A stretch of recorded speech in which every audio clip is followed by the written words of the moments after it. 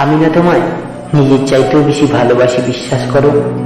আজ আমার খুব কষ্ট, আমি পারছি না কাউকে বোঝাতে। আমার পাশে কেউ নেই, আমি খুবই একা। তুমি আমায় যদি না ভালোবাসবে, থাকতে ছিলে আমার লাইফে, কেন এলোমেলো করে দিলে আমার জীবনটাকে? আমি তোমায় আমার নিজের চাইতেও বেশি ভালোবেসেছি।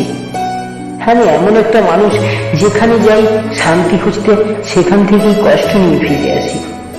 আমার কেউ ভালোবাসে না, কেউ আপন ভাবে না। বুকের ভিতরটা দুমড়ে মুচড়ে যাচ্ছে, মনে হচ্ছে আমি আর বেশিক্ষণ বাঁচবো না। ভালোবাসায় এত কষ্ট যদি জানতাম, তাহলে কোনোদিনও ভালোবাসতাম না। ভালোবাসায় এত তিক্ততা আর এত দুঃখ যদি জানতাম, কোনোদিনও তোমায় ভালোবাসতাম না, কোনোদিনও তোমায় আপন করতাম না।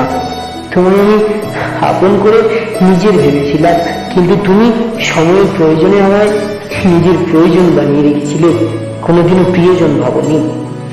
আমি তোমায় অপমান করতে চাই না, তুমি ভালো আছো আজ অন্য কারোর সঙ্গে, আর আমি নিকোটিনের বিষাক্ত ধোঁয়ায় বুক পোড়াতে ব্যস্ত।